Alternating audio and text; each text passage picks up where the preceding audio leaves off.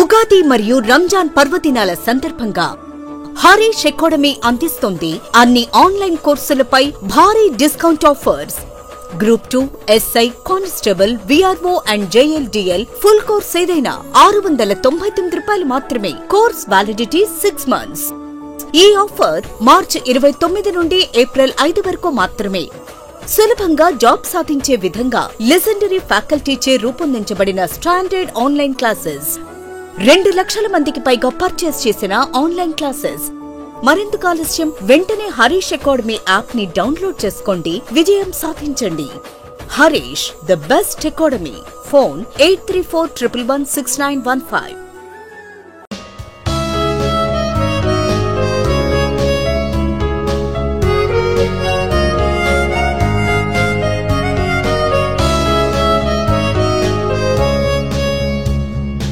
Harish, the best academy. Hi everyone, welcome to Harish academy. ఈరోజు current అఫైర్స్లో భాగంగా ఈచ్ అండ్ ఎవరీ టాపిక్ని మనము డీటెయిల్గా డిస్కస్ చేసుకుందాం. ఇవాళ మన first topic vibrant villages programme. Vibrant villages programme phase 2కి యూనియన్ క్యాబినెట్ ఆమోదం తెలిపింది. ఇక్కడ మనకు పేరులోనే ఉంది వైబ్రెంట్ విలేజెస్ ప్రోగ్రామ్. వైబ్రెంట్ అంటే తెలుగులో చైతన్యవంతము అని అర్థము. గ్రామాలను చైతన్యవంతం పరిచేకి ఒక ప్రోగ్రామ్ని తీసుకొని రావడం జరిగింది.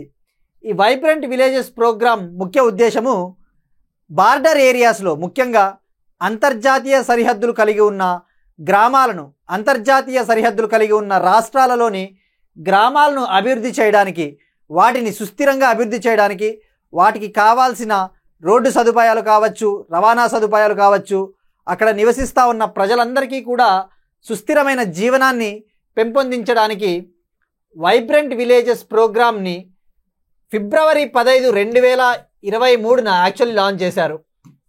2023 ఫిబ్రవరిలో దీన్ని లాంచ్ చేశారు యాక్చువల్లీ వైబ్రెంట్ విలేజెస్ ప్రోగ్రామ్ని.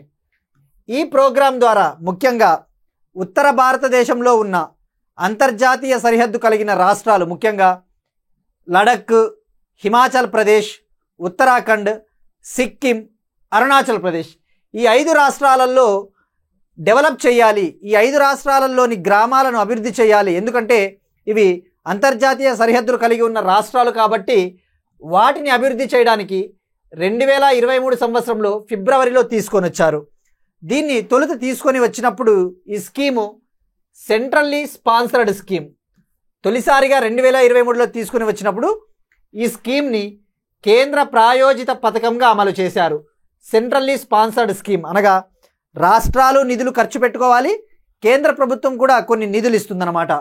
అయితే అప్పుడు తొలుత ఈ స్కీమ్ని తీసుకొని వచ్చినప్పుడు దీనికి కేటాయించిన బడ్జెట్ 4800 కోట్లు కేటాయించారు తొలుత.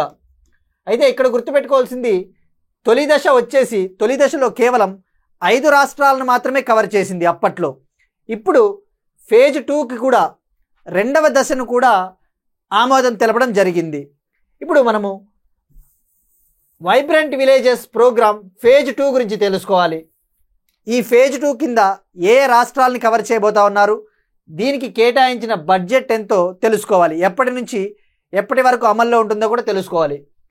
ఈ వైబ్రెంట్ విలేజెస్ ప్రోగ్రామ్ ఫేజ్ 2 వచ్చేసి ఇప్పుడు ఆ రాష్ట్రాలతో పాటు అదనంగా మొత్తం భారతదేశంలోని అంతర్జాతీయ సరిహద్దులు కలిగి ఉన్న అన్ని రాష్ట్రాలను కూడా ఇప్పుడు కవర్ చేయబోతా ఉంది.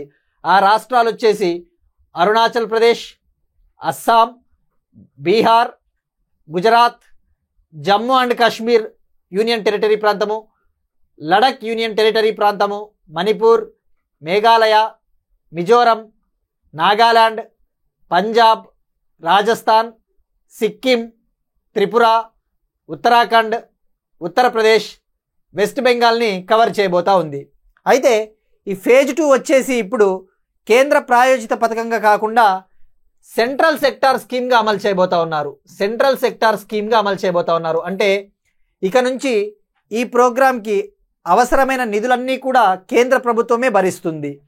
ఇప్పుడు దీనికి కేటాయించిన బడ్జెట్ వచ్చేసి 6839 కోట్లు కేటాయించారు. 6839 కోట్ల బడ్జెట్ కేటాయించారు. అయితే ఇది టైం పీరియడ్ వచ్చేసి 2024-25 నుంచి 2028-29 వరకు అమల్లో ఉంటుంది. సో ఇప్పుడు ఈ బార్డర్ ఏరియాస్లో ఉన్న స్టేట్స్లలో అభివృద్ధి చేపట్టబోతా ఉన్నారు ఈ పథకం కింద. ఇక్కడ మనం గుర్తుపెట్టుకోవాల్సింది వైబ్రెంట్ విలేజెస్ ప్రోగ్రామ్ ఫేజ్ 2కి కేటాయించిన బడ్జెట్ అది కేంద్ర ప్రభుత్వ పథకమా లేకపోతే కేంద్ర ప్రాయోజిత పథకమా అని చెప్పేసి ఐడియా ఉండాలి. సో ఇప్పుడు vibrant villages programme phase 2 central sector కేంద్ర పథకము 6,839 కోట్ల బడ్జెట్ 2024-25 నుంచి 2028-29 వరకు ఇది అమల్లో ఉండబోతా ఉంది. ఇది మనకు కంప్లీట్గా వైబ్రెంట్ విలేజెస్ ప్రోగ్రామ్ ఫేజ్ 2 గురించి. ఇప్పుడు నెక్స్ట్ టాపిక్ చూద్దాం. నెక్స్ట్ టాపిక్, ప్రధానమంత్రి నరేంద్ర మోడీ గారు 6వ బిమ్స్టెక్ సదస్సులో పాల్గొనడానికి థాయిలాండ్ పర్యటనకు వెళ్ళారు. అక్కడ కొన్ని ఒప్పందాలు జరిగాయి, మనం నిన్ననే తెలుసుకున్నాము. ఓవరాల్గా ఇండియా థాయిలాండ్ మధ్య 6 MOUలు 6 ఒప్పందాలు కుదిరినాయి.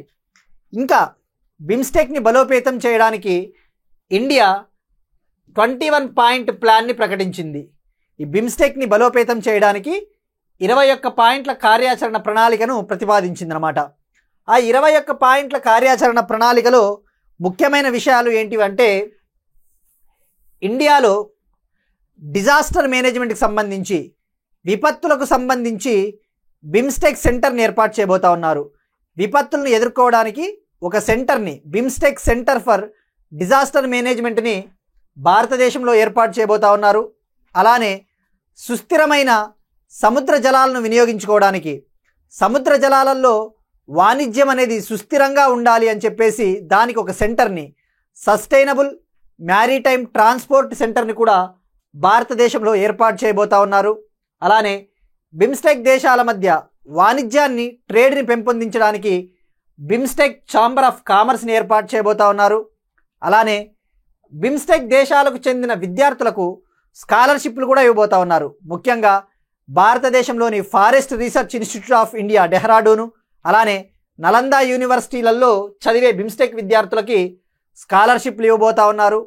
అలానే ఈ బిమ్స్టెక్ దేశాలతో భారతదేశము స్థానిక కరెన్సీలోనే, లోకల్ కరెన్సీలోనే ఇక నుంచి వ్యాపారం చేసుకోవాలని చెప్పేసి నిర్ణయించుకున్నారు.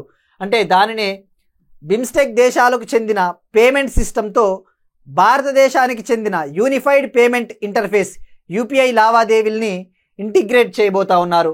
సో మనకు ఇక్కడ తెలుసుకోవాల్సింది 21 పాయింట్ల కార్యాచరణ ప్రణాళిక, 21 పాయింట్ ప్లాన్ అంటే దేనికి సంబంధించినది అంటే బిమ్స్టెక్ బలోపేతానికి సంబంధించినది అని గుర్తుపెట్టుకోవాలి. అలానే బిమ్స్టెక్ క్రీడలు కూడా నిర్వహించబోతా ఉన్నారు. 2027లో తొలిసారిగా బిమ్స్టెక్ క్రీడలను నిర్వహించాలని చెప్పేసి డిసైడ్ అయ్యారు. అలానే ఈ సంవత్సరం బిమ్స్టెక్ యూత్ లీడర్స్ సమ్మిట్ కూడా జరగబోతా ఉంది, నిర్వహించబోతా ఉన్నామని చెప్పేసి చెప్పారు. ఇంకా భారత్ అలానే బిమ్స్టెక్ దేశాల మధ్య ఎనర్జీని, శక్తి వనరుల్ని పెంపొందించడానికి ఎలక్ట్రిసిటీ గ్రిడ్ కనెక్షన్ని కూడా ఏర్పాటు చేయబోతా ఉన్నామని చెప్పేసి ప్రధానమంత్రి నరేంద్ర మోడీ గారు ప్రకటించారు. ఇంకా అలానే ఈ బిమ్స్టెక్ని బలోపేతం చేయడానికి బ్యాంకాక్ విజన్ 2030 కూడా ఆమోదం తెలిపారు. బ్యాంకాక్ విజన్ 2030 మనకు ఎగ్జామ్లో బ్యాంకాక్ విజన్ 2030 అంటే దేనికి సంబంధించినది అంటే బంగాళాఖాతం, హిందూ మహాసముద్రాన్ని సుస్థిరంగా వాడుకోవాలి, ఫ్రీ ఇండో పసిఫిక్ ఓసియన్ మనం గతంలోనే డిస్కస్ చేసుకున్నాం, సాగర్ అనే vision, security and growth for all in the region అని మౌరిషియస్ పర్యటన సందర్భంగా మహాసాగర్ను కూడా ప్రధానమంత్రి నరేంద్ర మోడీ గారు ప్రకటించారని చెప్పేసి మనం గతంలో తెలుసుకున్నాం. సో ఈ సౌత్ ఈస్ట్ దేశాలతో ఈ మ్యారిటైమ్ సెక్యూరిటీ కోసము బ్యాంకాక్ విజన్ 2030 కూడా ఆమోదం తెలపడం జరిగింది. సో ఇక్కడ మనం తెలుసుకోవాల్సింది 6వ బిమ్స్టెక్ సదస్సు థాయిలాండ్లోని బ్యాంకాక్లో ముగిసింది. నిన్ననే మనము బిమ్స్టెక్ గురించి డీటెయిల్గా తెలుసుకున్నాం. బిమ్స్టెక్ సెక్రటరియేటు బంగ్లాదేశ్లోని ఢాకాలో ఉందని చెప్పేసి. ఇక నెక్స్ట్ బిమ్స్టెక్ సమ్మిట్ వచ్చేసి నెక్స్ట్ బిమ్స్టెక్ సంబంధించి చైర్మన్షిప్ బాధ్యతల్ని బంగ్లాదేశ్ స్వీకరించింది. రాబోయే 2 ఏళ్ల పాటు ఈ బిమ్స్టెక్కి నాయకత్వము బంగ్లాదేశ్ వహించబోతా ఉంది. ఇది కంప్లీట్గా బిమ్స్టెక్ భారత్ మధ్య సంబంధాల గురించి. ఇక బిమ్స్టెక్ సమ్మిట్ ముగిసిన వెంటనే ప్రధానమంత్రి నరేంద్ర మోడీ గారు శ్రీలంక పర్యటనకు 3 రోజుల కోసము విచ్చేయడం జరిగింది. శ్రీలంకకు ఈయన వెళ్ళారు. శ్రీలంక పర్యటనకు సంబంధించి కూడా మనము తెలుసుకోబోతా ఉన్నాం. ప్రధానమంత్రి నరేంద్ర మోడీ గారు బిమ్స్టెక్ పర్యటన ముగిసిన వెంటనే శ్రీలంకకు వెళ్ళారు 3 days టూర్ కోసము. ఇక్కడ ముఖ్య విషయం ఏంటంటే శ్రీలంక తన అత్యున్నత పురస్కారం, తన హయ్యెస్ట్ సివిలియన్ హానర్ అవార్డుని ప్రధానమంత్రి నరేంద్ర మోడీ గారికి ప్రదానం చేసింది. ఆ అవార్డు పేరే శ్రీలంక మిత్ర విభూషణ. శ్రీలంక మిత్ర విభూషణ అవార్డుని ప్రధానమంత్రి నరేంద్ర మోడీ గారికి ప్రదానం చేసింది. ఇటీవలే మనం చూసాం మౌరీషియస్ కూడా తన దేశ అత్యున్నత పురస్కారాన్ని ప్రధానమంత్రి నరేంద్ర మోడీ గారికి ఇచ్చింది. అలానే గతంలో ఇటీవల బార్బడోస్ దేశం కూడా ప్రధానమంత్రి నరేంద్ర మోడీ గారికి తన అత్యున్నతమైన పురస్కారాన్ని ఇవ్వడం జరిగింది. ఇక్కడ మనము ఇండియా శ్రీలంక మధ్య రిలేషన్స్ తెలుసుకునే ముందు ప్రధానమంత్రి నరేంద్ర మోడీ గారు చివరిసారిగా 2019లో శ్రీలంక పర్యటనకు వెళ్ళారు. తను ప్రధానమంత్రి అయిన తర్వాత 2015 నుంచి శ్రీలంకలో పర్యటించడము ఇది 4వ సారి. సో తర్వాత మనకి ఇక శ్రీలంక పర్యటన ముగిసిన తర్వాత దీనికి సంబంధించిన డెవలప్మెంట్స్ అన్నీ మళ్ళీ మనము తర్వాత క్లాసెస్లో క్లియర్గా డిస్కస్ చేద్దాం. నెక్స్ట్ అగైన్ ఇంటర్నేషనల్ రిలేషన్స్కి సంబంధించి మరొక కరెంట్ అఫైర్ వార్తల్లో ఉంది. గోల్డ్ కార్డ్ మనం గతంలో డిస్కస్ చేసుకున్నాం. USA president Donald Trump gold కార్డుని లాంచ్ చేయబోతా ఉన్నారు అని చెప్పేసి. జనరల్గా ఈ గోల్డ్ కార్డు గురించి తెలుసుకునే ముందు ప్రస్తుతం అమెరికాలో ఎవరైతే పెట్టుబడులు పెట్టాలి అనుకుంటున్నారో, ఎవరైతే వీసాలు పొందాలి అనుకుంటున్నారో EB-5 అనే వీసా ఉంది. ఇన్వెస్టర్స్ కోసము, అమెరికాలో ఫారిన్ ఇన్వెస్టర్స్ కోసము EB-5 అనే ఒక వీసా కార్డు ఉందన్నమాట. అయితే దీని ప్లేస్లో డొనాల్డ్ ట్రంప్ గోల్డ్ కార్డుని లాంచ్ చేశాడు. దీనికి ట్రంప్ కార్డ్ అని పేరు పెట్టాడు. ట్రంప్ కార్డు దీని విలువ వచ్చేసి $5 మిలియన్, $5 మిలియన్ అనగా భారత కరెన్సీలో సుమారుగా 43 కోట్ల రూపాయలు. దీని ముఖ్య ఉద్దేశం ఏంటి అంటే ఈ గోల్డ్ కార్డుని అమెరికా అమ్మడం ద్వారా అమెరికాకి ఆదాయం వస్తుంది. అలానే ఎవరైతే అమెరికాలో శాశ్వత నివాసం ఏర్పరచుకోవాలనుకుంటున్నారో అటువంటి వాళ్ళకి ఇది సువర్ణావకాశం అని చెప్పవచ్చు. తొలి కార్డును నేనే కొనుగోలు చేస్తానని చెప్పేసి ట్రంప్ స్వయంగా ప్రకటించాడు. ఇక ఈ గోల్డ్ కార్డు కొనడం ద్వారా అమెరికా సిటిజన్షిప్ అనేది డైరెక్ట్గా రాదు, ఇమ్మీడియట్గా అమెరికా సిటిజన్షిప్ మనం పొందము. కానీ భవిష్యత్తులో అమెరికా సిటిజన్షిప్ను పొందడానికి ఈ గోల్డ్ కార్డ్ అనేది ఒక అవకాశంగా పనిచేస్తుంది. ఇక్కడ గోల్డ్ కార్డ్ మీరు అబ్జర్వ్ చేస్తే లెఫ్ట్ సైడ్ ట్రంప్ ఫోటో ఉంటుంది, దీనిపైన ట్రంప్ సైన్ కూడా ఉంది, ట్రంప్ సంతకం కూడా ఉంది. ఇది బంగారు వర్ణంలో ఉంటుంది. దీని పేరు వచ్చేసి ట్రంప్ కార్డ్ అని పేరు పెట్టాడు అని గుర్తుపెట్టుకుంటే సరిపోతుంది. దీని విలువ 5 మిలియన్లు అని గుర్తుపెట్టుకుంటే సరిపోతుంది. Next one again international relations సంబంధించి సౌత్ కొరియా వార్తల్లో నిలిచింది. సౌత్ కొరియా అధ్యక్ష పదవి నుంచి యున్ సూక్ యోల్ని తొలగించడం జరిగింది. ఈ సౌత్ కొరియా ప్రస్తుత తాత్కాలిక అధ్యక్షుడు యున్ సూక్ యోలు ఎందుకు తొలగించబడ్డాడు అంటే ఈయన గతంలో సౌత్ కొరియాలో మార్షల్ లా అధికార దుర్వినియోగానికి పాల్పడి మార్షల్ లాని విధించిన సందర్భంగా ఎంతోమంది ప్రజలు ఇబ్బందులు పడ్డారు, ఎంతోమంది ప్రజలు మరణించారు అని చెప్పేసి ఆ కారణం చేత ఈయనని పదవి నుంచి తొలగిస్తున్నట్టు సౌత్ కొరియా రాజ్యాంగ కోర్టు తీర్పునిచ్చింది. చట్టవిరుద్ధంగా మార్షల్ లా విధించారని చెప్పేసి సౌత్ కొరియా సుప్రీంకోర్టు వ్యాఖ్యానించింది. ఇక్కడ గుర్తుపెట్టుకోవాల్సింది ఈయన పేరు ఎవరు ఇటీవల దక్షిణ కొరియాలో మార్షల్ లా విధించిన చేత కారణంగా అధ్యక్ష పదవి నుంచి తొలగించబడ్డారు అంటే యున్ సూక్ యోలు. సౌత్ కొరియా క్యాపిటల్ వచ్చేసి Seoul. Next one state specific. ఆంధ్రప్రదేశ్లో లారస్ అనే కంపెనీ, ఆంధ్రప్రదేశ్లో లారస్ ల్యాబ్స్ సంస్థ 5,000 కోట్లతో బల్క్ డ్రగ్ యూనిట్ని ఏర్పాటు చేయబోతా ఉన్నారు. అనకాపల్లి జిల్లాలోని రాంబిల్లి అనే ప్రాంతంలో ఈ లారస్ ల్యాబ్స్ సంస్థ 5,000 కోట్లతో ఒక బల్క్ డ్రగ్స్ ఫార్మాస్యూటికల్ యూనిట్ని ఏర్పాటు చేయబోతా ఉన్నారు. సో ఇది డైరెక్ట్గా ఎవరు ఏర్పాటు చేయబోతా ఉన్నారు, ఎక్కడ ఏర్పాటు చేయబోతా ఉన్నారు అని చెప్పేసి ఐడియా ఉంటే సరిపోతుంది. ఇప్పుడు ఒక క్వశ్చన్ చూద్దాం. మనం గతంలో డిస్కస్ చేశాం లెపర్డ్ సఫారీ గురించి. దానికి సంబంధించి భారతదేశంలో అతిపెద్ద లెపర్డ్ చిరుతపులి సఫారీ ఏ రాష్ట్రంలో ఉంది? A Uttarakhand, B Punjab, C Madhya Pradesh, D Karnataka. మనం డీటెయిల్గా డిస్కస్ చేసుకున్నాం. జజ్జన్గౌర్ వైల్డ్ లైఫ్ శాంక్చురీ గురించి డిస్కస్ చేసుకునేటప్పుడు దీన్ని క్లియర్గా తెలుసుకున్నాం. దీనికి కామెంట్ సెక్షన్లో కామెంట్ చేయండి. అలానే నిన్నటి క్వశ్చన్కి ఆన్సర్, నిన్న మనం అడిగిన క్వశ్చను భారతదేశంలో కవచ్ రీసెర్చ్ ఇన్స్టిట్యూట్ని ఏర్పాటు చేయాలని చెప్పేసి కేంద్ర ప్రభుత్వం ఎక్కడ నిర్ణయం తీసుకుంది అంటే దానికి ఆన్సర్ వచ్చేసి తెలంగాణలోని సికింద్రాబాద్లో కవచ్ రీసెర్చ్ ఇన్స్టిట్యూట్ని ఏర్పాటు చేయబోతా ఉన్నారు. నెక్స్ట్ టాపిక్, వక్ఫ్ అమెండ్మెంట్ బిల్లు పార్లమెంట్లో పాస్ అయింది. వక్ఫ్ చట్టం 2025. ఈ చట్టాన్ని రాష్ట్రపతి ఆమోదం చేసిన తర్వాత ఇది చట్టంగా మారుతుంది. ఇది సెంట్రల్ గవర్నమెంట్ గెజిట్ నోటిఫికేషన్లోకి ఎంటర్ చేసిన తర్వాత అమల్లోకి రాబోతూ ఉంది. అయితే ఇక్కడ ఈ వక్ఫ్ చట్టం 2025 పేరు మార్చింది. వక్ఫ్ బిల్ 2025, వక్ఫ్ అమెండ్మెంట్ బిల్లు పేరు మార్చింది. కొత్త పేరు ఏమని పెట్టింది అంటే వక్ఫ్ చట్టానికి ఉమీద్ బిల్గా తీసుకొని వచ్చింది. ఉమీద్ బిల్ అంటే unified Waqf management, empowerment, efficiency and development బిల్గా దీన్ని పిలవబోతూ ఉన్నారు. ఈ సవరణ బిల్లుని ఏప్రిల్ 3, 2025న లోక్సభ దీనికి ఆమోదం తెలిపింది. ఈ బిల్లుకి మద్దతుగా 288 మంది సపోర్ట్ చేయగా 288 మంది మద్దతు తెలపగా 232 మంది దీనికి వ్యతిరేకంగా ఓటు వేశారు. లోక్సభలో డిబేట్ ముగిసిన తర్వాత దాదాపు 12 గంటల పాటు చర్చలు ముగిసిన తర్వాత ఈ బిల్లుని రాజ్యసభకు పంపారు. రాజ్యసభలో దీనికి అనుకూలంగా 128 మంది ఓటు వేశారు. దీనికి వ్యతిరేకంగా 95 మంది రాజ్యసభలో ఓటు వేశారు. సో ఓవరాల్గా వక్ఫ్ బిల్లు కార్యరూపం దాల్చిందని చెప్పవచ్చు. ఇక ఈ వక్ఫ్ అంటే ఏంటి అసలు? వక్ఫ్ అంటే ఇస్లామిక్ చట్టం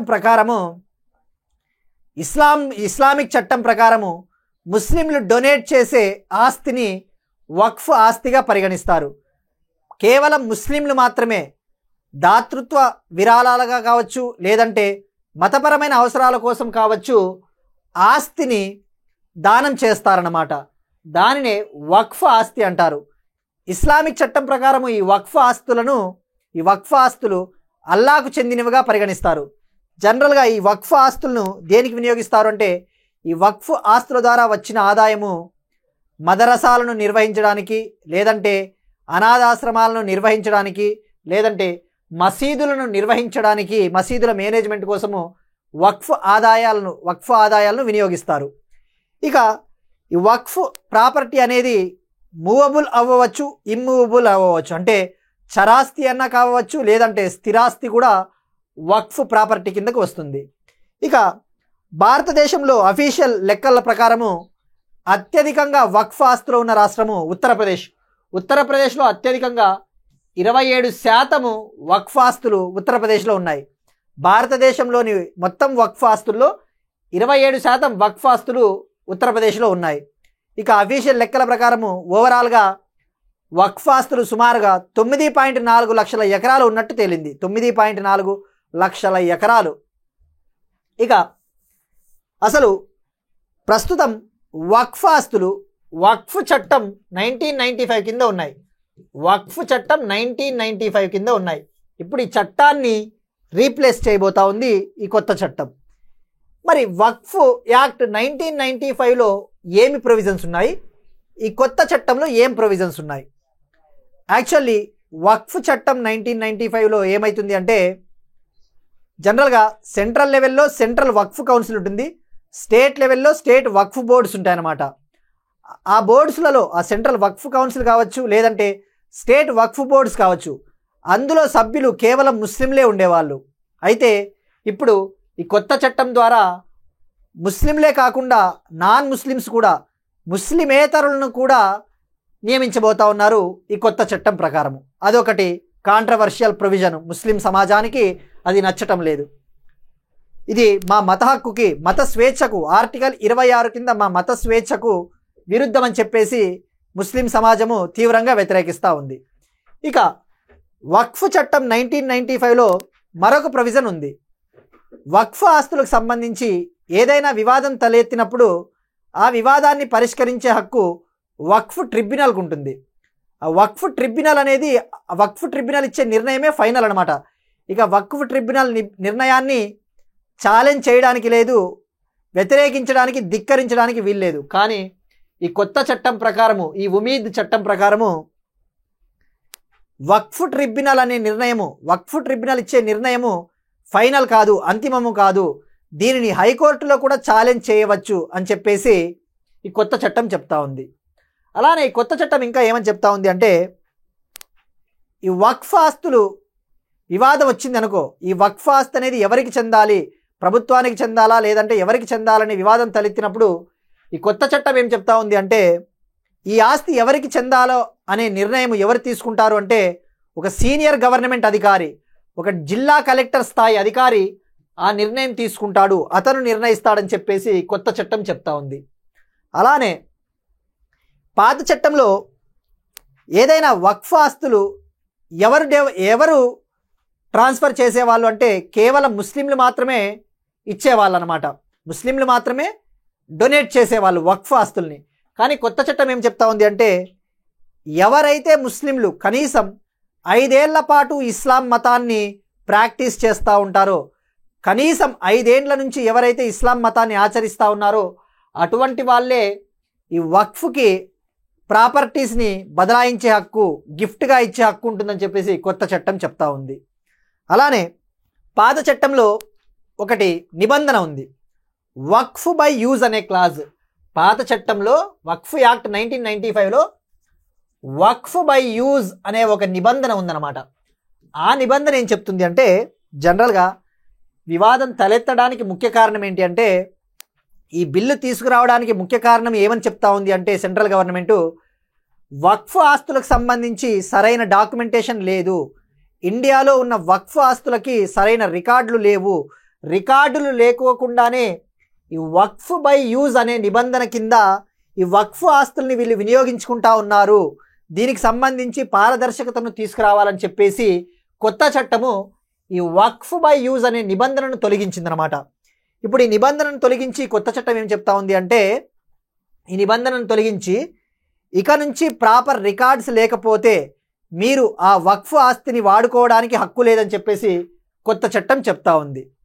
అలానే పాత చట్టం వక్ఫ్ యాక్ట్ 1995 ఏం చెప్తా ఉంది అంటే, జనరల్గా ఎవరికైతే మగ సంతానం లేకపోతే వాళ్ళ ఆస్తుల్ని వక్ఫ్కి బదలాయించవచ్చు, వక్ఫ్కి గిఫ్ట్గా ఇవ్వవచ్చు. కానీ కొత్త చట్టం ఏమని చెప్తా ఉంది అంటే, మగ సంతానం లేకపోయినంత మాత్రాన ఆ ప్రాపర్టీస్ని వక్ఫ్కి ఇవ్వాలనేం లేదు. అందులో ఆ ఇస్లాం మతంలో, ఆ ఇస్లాం కుటుంబంలో ఎవరైతే ఆడ సంతానం ఉంటారో, లేదంటే డివోర్స్డ్ లేడీసు, విడో లేడీసు ఎవరైతే ఉంటారో వాళ్ళ ప్రాపర్టీ హక్కులను కూడా మేము కాపాడడానికే కొత్త చట్టం, ఉమీద్ చట్టాన్ని తీసుకొచ్చామని చెప్పేసి సెంట్రల్ గవర్నమెంట్ చెప్తా ఉంది. ఇంకా అలానే ఈ కొత్త చట్టం ప్రకారం ఏం చేయబోతా ఉన్నారు అంటే, కొత్త చట్టం ప్రకారము ఆడిట్ కూడా చేయబోతా ఉన్నారు. అంటే ఫర్ ఎగ్జాంపుల్, ఏదైనా వక్ఫ్ ఆస్తికి ఆదాయము 1 లక్ష కంటే ఎక్కువ ఉందనుకోండి, ఒక సంవత్సరంలో ఏదైనా ఒక వక్ఫ్ ఆస్తికి ఆదాయం 1 లక్ష కంటే ఎక్కువగా ఉంటే తప్పకుండా తనిఖీలు చేయాలి, ఆర్థిక తనిఖీలు, ఆడిటింగ్, ఫైనాన్స్ ఆడిటింగ్ చేయాలని చెప్పేసి కొత్త చట్టం చెప్తా ఉంది. సో ఇది ఓవరాల్గా కొత్త చట్టంలో ఉన్న నిబంధనలు, ప్రొవిజన్స్. సో మనం ఇక్కడ గుర్తుంచుకోవాల్సింది each and every provision important, అలానే దీని పేరేంటో తెలుసుకోవాలి. So this is about Waqf amendment bill 2025. ఇప్పుడు నెక్స్ట్ టాపిక్ చూద్దాం. రిపోర్ట్కి సంబంధించి, ఇండిసెస్కి సంబంధించి UNCTAD UN conference on trade and development, ఐక్యరాజ్య సమితి వాణిజ్యము మరియు అభివృద్ధి సంస్థ ఒక రిపోర్ట్ని విడుదల చేసింది. Technology and innovation report, technology and innovation report. ఈ రిపోర్ట్ ముఖ్య ఉద్దేశం ఏంటి అంటే, ప్రపంచంలోని వివిధ దేశాలలో ఫ్రాంటియర్ టెక్నాలజీస్, ఫర్ ఎగ్జాంపుల్ కృత్రిమ మేధస్సు కావచ్చు, బ్లాక్ చైన్ కావచ్చు, ఇంటర్నెట్ ఆఫ్ థింగ్స్, ఆ టెక్నాలజీలకు సంబంధించి వివిధ దేశాలు ఏ స్థాయిలో ఈ టెక్నాలజీని వినియోగించుకుంటా ఉన్నాయి, అలానే ఏ స్థాయిలో ఈ దేశాలు సన్నద్ధతంగా ఉన్నాయో, సన్నద్ధత ఏ స్థాయిలో ఉందో తెలుసుకోవడానికి ఈ టెక్నాలజీ అండ్ ఇన్నోవేషన్ రిపోర్ట్ని విడుదల చేయడం జరిగింది. ఇక్కడ ఫ్రాంటియర్ టెక్నాలజీస్ అనే పదం మనకి చాలా ముఖ్యం. ఫ్రాంటియర్ టెక్నాలజీస్ యూపీఎస్సీ లాంటి ఎగ్జామ్స్లో ఎలా అడుగుతాడంటే, ఫ్రాంటియర్ టెక్నాలజీస్ అనే టెక్నాలజీస్ కింది వాటిలో ఏవి వస్తాయి? ఆప్షన్స్ వచ్చేసి artificial intelligence, block chain, internet of things అలా ఇస్తాడనమాట. సో ఈ ఫ్రాంటియర్ టెక్నాలజీస్ అంటే artificial intelligence, block chain, IoT, robotics ఇవన్నీ వస్తాయన్నమాట. 3D ప్రింటింగ్ ఇవన్నీ. మరి ఈ రిపోర్ట్ ఏం చెప్తా ఉంది అంటే, భారతదేశం ర్యాంక్ వచ్చేసి 36వ స్థానంలో ఉంది. భారతదేశం ర్యాంక్ వచ్చేసి 36th ప్లేస్లో ఉంది. 170 దేశాలకు గాను ఇండియా 36వ ప్లేస్లో ఉంది. గతంతో పోల్చుకుంటే భారతదేశం ర్యాంక్ ఇంప్రూవ్ అయింది. 2022లో భారతదేశం ర్యాంకు 48 ఉంటే ఇప్పుడు 36కు వచ్చింది. మనము మెరుగయ్యామని చెప్పేసి ఈ రిపోర్ట్ చెప్తా ఉంది. ఇక్కడ తెలుసుకోవాల్సింది థీమ్ ఏంటో తెలుసుకోవాలి. ఈ 2025 రిపోర్ట్ థీమ్ వచ్చేసి inclusive artificial intelligence for development. మరి ఈ రిపోర్ట్ ఇంకా ఏమని చెప్తా ఉంది అంటే, ప్రపంచవ్యాప్తంగా కృత్రిమ మేధస్సులో ఆర్టిఫిషియల్ ఇంటెలిజెన్స్లో పెట్టుబడులు ఎక్కువగా పెడతా ఉన్న దేశము అమెరికా అగ్రస్థానంలో ఉంది. 2023లో అమెరికా అత్యధికంగా ఆర్టిఫిషియల్ ఇంటెలిజెన్స్లో పెట్టుబడులు పెట్టింది. 2వ స్థానంలో చైనా ఉంది. ఈ రిపోర్టు 5 ఇండికేటర్లను బేస్ చేసుకొని ఇవ్వడం జరుగుతుంది. మనకి ఈ 5 సూచికలు కూడా చాలా ఇంపార్టెంట్. ఒక సూచిక వచ్చేసి ఇన్ఫర్మేషన్ అండ్ కమ్యూనికేషన్ టెక్నాలజీ, 2వ సూచిక రీసెర్చ్ అండ్ డెవలప్మెంట్ R&D పరిశోధనా రంగము, 3వ ఇండికేటర్ వచ్చేసి స్కిల్స్ నైపుణ్యం, 4వ ఇండికేటర్ వచ్చేసి ఇండస్ట్రియల్ కెపాసిటీ అనగా పరిశ్రమల సామర్థ్యము, 5వ ఇండికేటర్ వచ్చేసి యాక్సెస్ టు ఫైనాన్స్ అనగా నిధుల లభ్యత ఏ స్థాయిలో ఉంది. సో మనం ఇక్కడ ఫోకస్ చేయాల్సింది ఇండియా ర్యాంక్ 36 గుర్తుంచుకోవాలి. థీము ఈ ఇండికేటర్లు ఏమని గుర్తుపెట్టుకుంటే సరిపోతుంది. ఇక అంటాడ్ విషయానికి వస్తే, అంటాడ్ గురించి కూడా లిటిల్ బిట్ ఐడియా ఉండాలి. UN conference on trade and development ముఖ్య ఉద్దేశం వచ్చేసి ప్రపంచవ్యాప్తంగా వాణిజ్యాన్ని అభివృద్ధి చేయాలి, సుస్థిరంగా ట్రేడ్ని అభివృద్ధి చేయాలని చెప్పేసి 1964లో ఏర్పాటు చేయడం జరిగింది. దీని హెడ్ క్వార్టర్స్ వచ్చేసి స్విట్జర్లాండ్లోని జెనీవాలో దీని హెడ్ క్వార్టర్స్ ఉంది. ఇది UN బాడీ అని చెప్పవచ్చు, ఐక్యరాజ్య సమితికి చెందిన ఒక బాడీ అని చెప్పవచ్చు. ఇటీవలే అంటాడ్ ఇంకో రిపోర్ట్ను కూడా విడుదల చేసింది. ప్రపంచవ్యాప్తంగా డెప్ట్ ఏ స్థాయిలో ఉంది, ప్రపంచవ్యాప్తంగా ప్రపంచ దేశాలలో అప్పులు ఏ స్థాయిలో ఉన్నాయని చెప్పేసి ఏ వరల్డ్ ఆఫ్ డెప్ట్ రిపోర్ట్ 2024 పేరిట ఒక రిపోర్ట్ని విడుదల చేయడం జరిగింది. ఈ రిపోర్ట్ ప్రకారము 2023లో ప్రపంచ దేశాలలో అప్పులు అనేవి 97 ట్రిలియన్కి చేరుకున్నాయంట. 97 ట్రిలియన్. ఇప్పుడు పబ్లిక్ డెట్ అంటే ఏంటి? ఫర్ ఎగ్జాంపుల్ పబ్లిక్ డెట్ అంటే అప్పులు గవర్నమెంటు దేశీయంగా తీసుకునే లోన్లు కావచ్చు, లేదంటే విదేశాల నుంచి ఫారిన్ కంట్రీస్ నుంచి కూడా తీసుకునే లోన్స్ అన్నింటినీ కలిపే పబ్లిక్ డెట్ అంటారు. ఆ పబ్లిక్ డెట్ వచ్చేసి ఓవరాల్గా వరల్డ్ వైడ్ 2023లో 97 ట్రిలియన్లకు చేరుకునింది. ఇక భారత్ విషయానికి వస్తే 2023లో పబ్లిక్ డెట్ అనేది 2.9 ట్రిలియన్కి చేరుకునిందట. 2.9 ట్రిలియన్. సో ఇక్కడ గుర్తుపెట్టుకోవాల్సింది, మనకి అంటాడ్ రిపోర్ట్ వచ్చేసి ఈ టెక్నాలజీ అండ్ ఇన్నోవేషన్ రిపోర్ట్ ఒకటి విడుదల చేసింది, ఇటీవల వరల్డ్ ఆఫ్ డెట్ రిపోర్ట్ 2024 విడుదల చేసిందనే విషయం గుర్తుపెట్టుకుంటే సరిపోతుంది. నెక్స్ట్ వన్, పర్యావరణానికి సంబంధించి బాకు టు బెలెమ్ రోడ్ మ్యాప్ అనేది వార్తల్లో ఉంది. బ్రెజిల్లోని బ్రసీలియాలో బ్రిక్స్ దేశాలకు సంబంధించి ఎన్విరాన్మెంటల్ మినిస్టర్స్ మీటింగ్ జరుగుతూ ఉంది.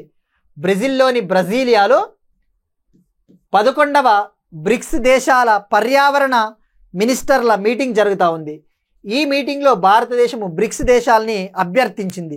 ఏమని అడిగిందంటే, మనము డెవలపింగ్ నేషన్స్ ముఖ్యంగా భారత్ ఇలాంటి దేశాలు క్లైమేట్ చేంజ్ని, గ్లోబల్ వార్మింగ్ని ఎదుర్కోవాలి అంటే మనకు నిధులు అనేవి సుమారుగా $1.3 ట్రిలియన్ అవసరం అవుతాయి. మీరందరూ కూడా కృషి చేయాలి. ఈ బ్రిక్స్లో ఉన్న Brazil, Russia, China, South Africa ఈ కంట్రీస్ అన్నీ కూడా ఆర్థిక సహకారం అందించాలి అభివృద్ధి చెందుతా ఉన్న దేశాలకని చెప్పేసి భారతదేశము బ్రిక్స్ దేశాలని అభ్యర్థించింది. ఇక్కడ ఎలా అడుగుతాడంటే, ఇటీవల భారతదేశము ఏ దేశాలను, ఏ కూటమిని అభ్యర్థించింది ఈ ఫైనాన్స్ కోసము, క్లైమేట్ ఫైనాన్స్ కోసం ఏ దేశాలని అభ్యర్థించిందని చెప్పేసి డైరెక్ట్గా అడుగుతాడు. ఇక మనకి బాకు అంటే ఎక్కడ ఉంది, బెలెం ఎక్కడ ఉందో తెలుసుకోవాలి. అసలు ఏంటి Baku to Belem road map? COP29 UN framework convention on climate చేంజ్కి COP 29వ సదస్సు 2024లో అజర్బైజాన్ రాజధానిలో బాకులో జరిగింది. అజర్బైజాన్ రాజధాని బాకులో జరిగింది. ఇక్కడ యాక్చువల్లీ ఏం డిసైడ్ అయ్యారు అంటే, ఈ క్లైమేట్ చేంజ్ని ఎదుర్కోవాలంటే అభివృద్ధి చెందుతున్న దేశాలకు, అభివృద్ధి చెందిన దేశాలు కనీసము ప్రతి సంవత్సరం కూడా $1.3 ట్రిలియన్ ఇవ్వాలి. కనీసము $1.3 ట్రిలియన్ 2035 కల్లా ప్రతి సంవత్సరం ఇవ్వాలని చెప్పేసి అభ్యర్థించినప్పటికీ డెవలప్డ్ నేషన్స్, అభివృద్ధి చెందిన దేశాలు ఒప్పుకోలేదన్నమాట. మేము కేవలము $300 బిలియన్, సంవత్సరానికి $300 బిలియన్ చొప్పున, సంవత్సరానికి $300 బిలియన్ చొప్పున 2035 కల్లా ఇస్తామని చెప్పేసి అభివృద్ధి చెందిన దేశాలు, డెవలప్డ్ నేషన్స్ ఒప్పుకున్నాయన్నమాట. దీనినే ఇంగ్లీష్లో న్యూ కలెక్టివ్ క్వాంటిఫైడ్ గోల్ అంటారు. మనకి ఇది డైరెక్ట్గా గుర్తుపెట్టుకోండి. దీన్ని ట్రాన్స్లేట్ చేసినట్లయితే మిస్టేక్స్ వస్తాయి. New collective quantified goal on climate finance. New collective quantified goal on climate finance అంటే ఇది ఏం చెప్తుంది అంటే, మేము క్లైమేట్ చేంజ్ని ఎదుర్కోవాలంటే మీరు మాకు ఆర్థిక సహకారం అందించాలి. దానినే ఈ NCQG అంటారనమాట. సో ఇది మనకు బాకు టు బెలెం రోడ్ మ్యాప్. ఇప్పుడు బెలెం అనేది బ్రెజిల్ రాజధాని. COP30 సదస్సు, UNFCCకి COP30 సదస్సు 2025 సంవత్సరంలో బ్రెజిల్లోని బెలెం పట్టణంలో జరగబోతా ఉంది. ఇది మనకు బ్రిక్స్కి సంబంధించి. ఇక మనకు బ్రిక్స్ మనం గతంలో డిస్కస్ చేసుకున్నాం. బ్రిక్స్లో ఓవరాల్గా 11 కంట్రీలు ఉన్నాయని చెప్పేసి 11వ దేశంగా ఇండోనేషియా జాయిన్ అయింది. ఇక బ్రిక్స్ దేశాలు వచ్చేసి ప్రపంచ జనాభాలో 47% జనాభా బ్రిక్స్ దేశాల్లో ఉంది. సుమారుగా 36% గ్లోబల్ GDP ఈ బ్రిక్స్ దేశాల నుంచే వస్తూ ఉంది. ఇక్కడ గుర్తుపెట్టుకోవాల్సింది, బ్రిక్స్లో 11 దేశాలు ఉంటాయి. Brazil, Russia, India, China, South Africa, Egypt, Ethiopia, UAE, Iran, Saudi Arabia, Indonesia 11వ దేశము. ఇక బ్రిక్స్ దేశాలకు సంబంధించి మొదటి సమ్మిట్, ఫస్ట్ సమ్మిట్ 2009లో రష్యాలో జరిగింది. సౌత్ ఆఫ్రికా 2010లో బ్రిక్స్లో జాయిన్ అయ్యింది. ఇక 16వ బ్రిక్స్ సమ్మిట్ 2024లో రష్యాలోని కజాన్ పట్టణంలో జరిగింది. రష్యాలోని కజాన్ పట్టణంలో ఈ బ్రిక్స్ ఎక్స్పాండ్ అయిన తర్వాత, బ్రిక్స్ విస్తరించిన తర్వాత జరిగిన ఫస్ట్ సమ్మిట్ 16వ బ్రిక్స్ సమ్మిట్ రష్యాలోని కజాన్లో జరిగింది. ఇక 17th బ్రిక్స్ సమ్మిట్ బ్రెజిల్లో జరగబోతా ఉంది. 17వ బ్రిక్స్ సదస్సు బ్రెజిల్లో జరగబోతా ఉంది. సో ఇది మనకి కంప్లీట్గా ఎన్వైరన్మెంట్ పర్స్పెక్టివ్లో మనము డిస్కస్ చేసాము. కాప్ సదస్సు గురించి, IR పర్స్పెక్టివ్లో, ఇంటర్నేషనల్ రిలేషన్స్ యాంగిల్లో బ్రిక్స్ గురించి కూడా మనము హోలిస్టిక్గా డిస్కస్ చేయడం జరిగింది. Next will see the next topic. Next one ఒక మిస్సైల్ వార్తల్లో ఉంది. Medium range surface to air missile. ఈ medium range surface to air క్షిపణిని DRDO మరియు ఇండియన్ ఆర్మీ విజయవంతంగా ఒడిశాలోని అబ్దుల్ కలాం ఐలాండ్ నుంచి సక్సెస్ఫుల్గా టెస్ట్ చేయడం జరిగింది. ఏప్రిల్ 3, ఏప్రిల్ 4 తేదీల్లో సుమారుగా 4 మిస్సైల్స్ని, 4 medium range surface to air మిస్సైల్స్ని ప్రయోగించడం జరిగింది. ఇక్కడ మనం గుర్తుపెట్టుకోవాల్సింది, medium range surface to air మిస్సైల్ని ఇండియన్ ఆర్మీ కోసము DRDO మరియు ఇజ్రాయెల్కు చెందిన ఏరోస్పేస్ సంస్థ మరియు DRDO కలిసి సంయుక్తంగా అభివృద్ధి చేశాయి అని గుర్తుపెట్టుకుంటే సరిపోతుంది. ఇక దీన్ని లాంచ్ చేసిన ప్రదేశము ఒడిశాలోని అబ్దుల్ కలాం ఐలాండ్ అని గుర్తుపెట్టుకుంటే సరిపోతుంది. Next one science and technology, general సైన్స్కి సంబంధించిన కరెంట్ అఫైర్. సికిల్ సెల్ అనీమియాకు సంబంధించి CSIRకు చెందిన centre for cellular and molecular biology sickle cell స్క్రీనింగ్ని జార్ఖండ్లో ప్రారంభించింది. సికిల్ సెల్ అనీమియా అనేది ఒకటి జన్యుపరమైన వ్యాధి అన్నమాట. ఆ జన్యుపరమైన వ్యాధికి సంబంధించి స్క్రీనింగ్ పరీక్షను జార్ఖండ్లో ప్రారంభించింది. ఇటీవలే centre for cellular and molecular biology, దీని హెడ్ క్వార్టర్స్ వచ్చేసి తెలంగాణలోని హైదరాబాద్. ఇటీవలే ఈ సికిల్ సెల్ స్క్రీనింగ్ పరీక్ష కోసము ఒక టూల్ని, ఒక పరికరాన్ని వీళ్ళు అభివృద్ధి చేశారు. CCMB కేవలం ₹100 ఖర్చుతో ఒక రక్తపు బొట్టు పరీక్ష ద్వారా సికిల్ సెల్ అనీమియాని త్వరితగతిన తెలుసుకోవచ్చు అనమాట. దానినే మాలిక్యులర్ కిట్ అని చెప్పేసి మాలిక్యులర్ కిట్ అని ఒక కిట్ని డెవలప్ చేశారనమాట. సో ఇప్పుడు మనం తెలుసుకోవాల్సింది జార్ఖండ్లో ఈ స్క్రీనింగ్ ఎవరెవరి సహకారంతో లాంచ్ చేసింది అంటే సిసిఎంబి, జార్ఖండ్ వైద్య ఆరోగ్య శాఖ డిపార్ట్మెంటు మరియు Tata steel foundation limited, Tata steel సంస్థ మరియు సిసిఎంబి కలిసి ఈ స్క్రీనింగ్ పరీక్షని మొదలుపెట్టాయి. ఇక్కడ ముఖ్య ఉద్దేశం ఏంటి అంటే ఈ సికిల్ సెల్ అనీమియాని త్వరితగతిన భారతదేశం నుంచి తొలగించాలి, నిర్మూలించాలి అని చెప్పేసే ఆబ్జెక్టివ్. ఇక ఇటీవలే ఈ సిసిఎంబి సిఎస్ఐఆర్ 4 రాష్ట్రాలలో గిరిజన తెగలు ఎక్కువగా ఉన్న 4 రాష్ట్రాల్లో మధ్యప్రదేశ్, ఛత్తీస్గఢ్, మహారాష్ట్ర, రాజస్థాన్లో స్క్రీనింగ్ పరీక్షలు సుమారుగా 28 లక్షల మందికి సికిల్ సెల్ అనీమియా పరీక్షలు నిర్వహించింది. ఇక్కడ గుర్తుపెట్టుకోవాల్సింది డైరెక్ట్గా ఇటీవల ఎక్కడ లాంచ్ చేశారంటే జార్ఖండ్. నెక్స్ట్ వన్ స్పోర్ట్స్కి సంబంధించి 7వ ఖేలో ఇండియా యూత్ గేమ్స్ 2025 బీహార్లో జరగబోతూ ఉన్నాయి. మే 4 నుంచి మే 15 వరకు 2025 సంవత్సరం బీహార్లోని 5 ప్రదేశాల్లో జరగబోతూ ఉన్నాయి. బీహార్లోని 5 ప్రదేశాలలో జరగబోతూ ఉన్నాయి. సుమారుగా ఈ గేమ్స్లో 10,000 మందికి పైగా అథ్లెట్లు పాల్గొంటూ ఉన్నారు. అలానే ఓవరాల్గా 28 క్రీడలకు సంబంధించి పోటీలు ఇక్కడ జరగబోతూ ఉన్నాయి. సో ఈ గేమ్స్ కంప్లీట్ అయిన తర్వాత మనకి కంప్లీట్ డీటెయిల్స్ మనకి ఎలాగూ తర్వాత వస్తాయి. ప్రస్తుతానికి we need to know the information where it is going to be held. That's it. These are today's current affairs. మనం ఒకసారి క్విక్గా రీక్యాప్ చూద్దాం. Vibrant villages programme phase 2, India BIMSTEC సంబంధాలు 21 పాయింట్ల కార్యాచరణ ప్రణాళిక,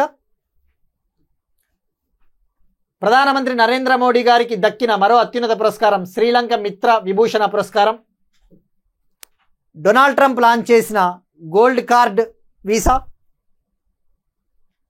అధ్యక్ష పదవి నుంచి దక్షిణ కొరియా అధ్యక్షుడు యున్ సూక్ యోల్ ఉద్వాసన, అనకాపల్లి జిల్లాలో 5,000 కోట్లతో లారస్ బల్క్ డ్రగ్ యూనిట్,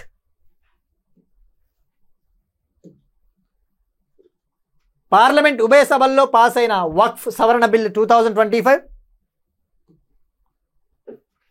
అంటాడ్ విడుదల చేసిన technology and innovation report 2025, Baku to Belem road map to $1.3 trillion, medium range surface to air మిసైల్ని లాంచ్ చేసిన డిఆర్డిఓ అండ్ ఇండియన్ ఆర్మీ, జార్ఖండ్లో సికిల్ సెల్ స్క్రీనింగ్ను ప్రారంభించిన సిఎస్ఐఆర్ సిసిఎంబి, 7వ ఖేలో ఇండియా గేమ్స్ బీహార్లో జరగబోతూ ఉన్నాయి. So that's it. These are today's current affairs. మనం అబ్జర్వ్ చేస్తే ఒక్కొక్కసారి కొన్ని స్లైడ్స్ ఇంగ్లీష్లో కూడా ఉంటాయండి. మీరు ఎక్కువగా వరీ అవ్వాల్సిన అవసరం లేదు. మనం ఎందుకంటే ఓవరాల్గా తెలుగులోనే ఎక్స్ప్లెయిన్ చేస్తూ ఉన్నాం కాబట్టి కొన్ని ఇంగ్లీష్ స్లైడ్స్ ఎందుకు పెట్టాల్సి వస్తుందంటే కొన్ని మనం కలెక్ట్ చేయాల్సి ఉంటుంది. పిఐబి నుంచి కావచ్చు, లేకపోతే ఆల్ ఇండియా రేడియో అలాంటి వెబ్సైట్స్ నుంచి మనం ఇమేజెస్ కలెక్ట్ చేసేటప్పుడు తెలుగులో ఉండవు. డెఫినెట్లీ మనం ఇంగ్లీష్లో పర్ఫెక్ట్ ఇన్ఫర్మేషన్ తీసుకురావాలంటే అటువంటి ఇంగ్లీష్లో ఇమేజెస్ పెట్టాల్సి ఉంటుంది. కొన్నిసార్లు Hindu paper, Indian express, Hindustan టైమ్స్లో కొన్ని ఇంపార్టెంట్ న్యూస్ కవర్ అవుతూ ఉంటాయి. అటువంటివి కొన్ని తెలుగు పేపర్స్లో కవర్ కావు. అటువంటి స్లైడ్స్ మనము పెడతాము. బైలింగ్వల్గా ఓవరాల్గా ఇంగ్లీష్ వాళ్ళకి వెళ్ళిపోతాయి. ఎలాగో మనం తెలుగులో ఎక్స్ప్లెయిన్ చేస్తూ ఉంటాం కాబట్టి తెలుగు మీడియం స్టూడెంట్స్కి ఇంగ్లీష్ స్లైడ్స్ సమ్టైమ్స్ కొన్ని ఫ్యూ అప్పుడప్పుడు మాత్రమే పెడతాం కాబట్టి అర్థం చేసుకోగలరు. And that's it. These are today's current affairs and will meet you again tomorrow and thank you everyone.